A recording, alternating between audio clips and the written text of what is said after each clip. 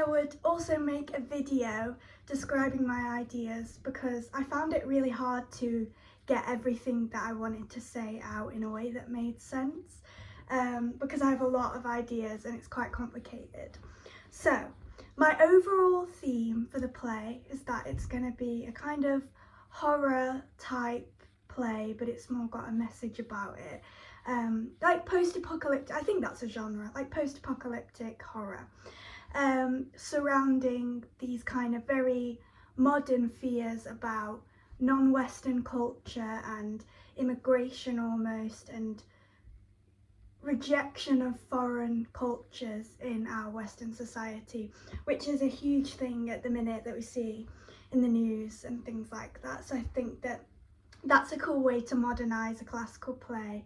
And the monsters, with the monsters overruling the kingdom of King Hrothgar, I immediately thought of this book, I Am Legend, which I have read, I promise.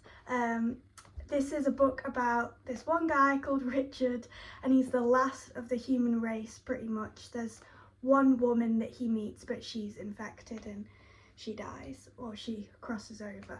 And he lives in this post-apocalyptic world that is overrun with vampires, and it's kind of like a zombie apocalypse but vampires, and the vampires are born from this disease that his daughter and his wife gets. I could go on, but it's a great book. It's like zombie apocalypse with vampires.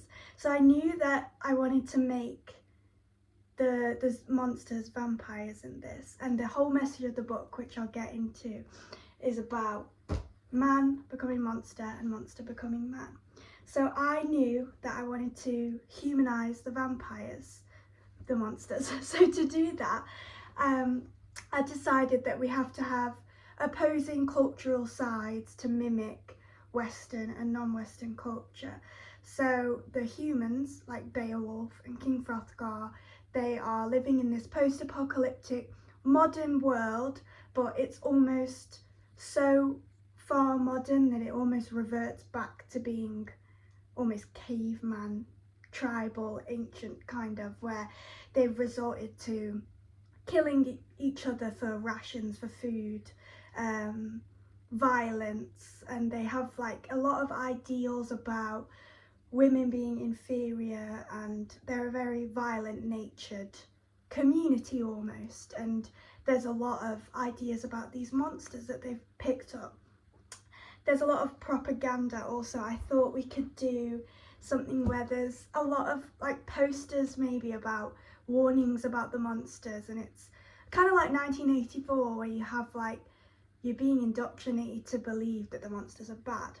So about the monsters, they are based off of this Danish folklore that I researched called the Valraven.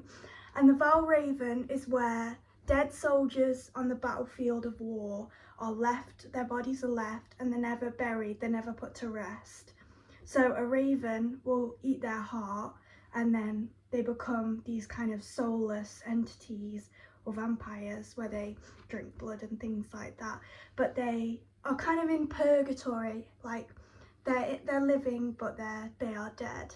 And I think that that is a really cool way to humanise the monsters, because all they want is to be at rest, and so they kill the humans to survive. And I think that we see the monsters go from wanting rest and wanting their souls to be at rest to finding a community of each other, and their ideals are very much humanitarianism and supporting one another and finding this community of people, like with Grendel and Grendel's mother. And they have huge respect for women in that regard, and that's a huge contrasting thing, and I think that could be really interesting to explore for Grendel's mother.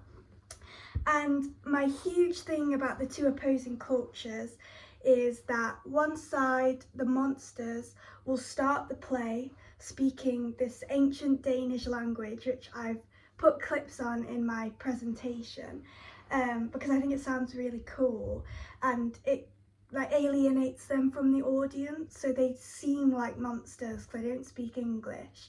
But then slowly throughout the play, the monsters slowly start to speak English and they become more humanized and more relatable to the audience, whereas the humans kind of descend into being savages and start to speak the Danish language that the monsters were speaking.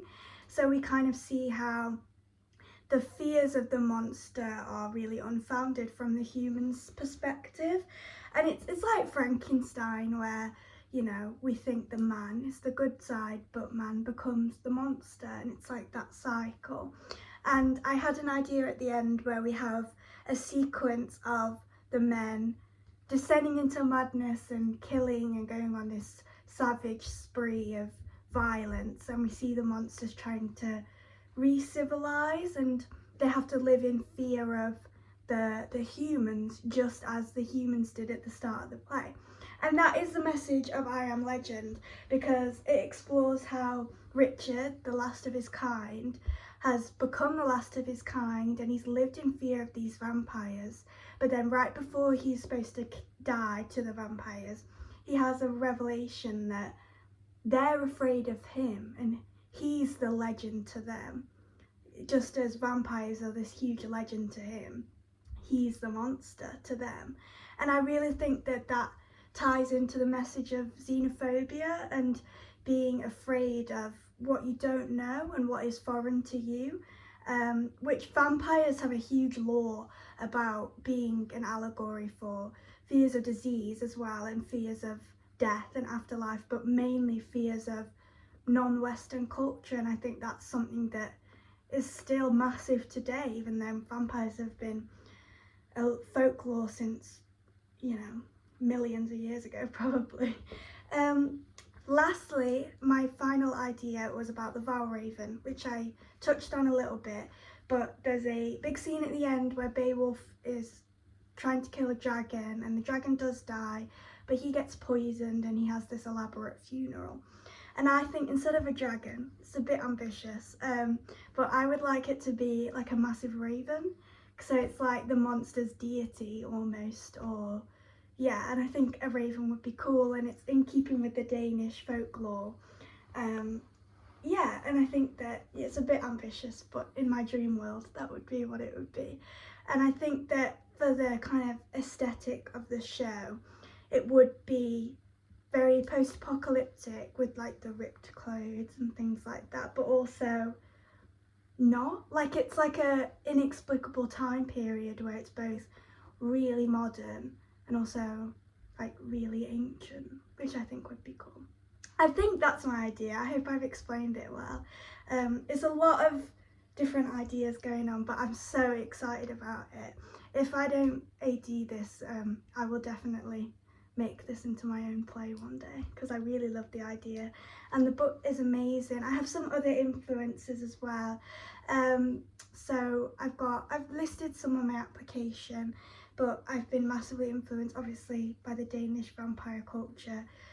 Bram Stoker's Dracula. There's this book here which I read called The Haar, which is about monsters as well, but the monster in this is also good, and he's like feared by humans. And I just really want to, I think I love so much about like monsters who are forced to be monsters are immediately villainized when maybe they shouldn't be. So that's my whole message of the play. Yeah, thank you very much for listening.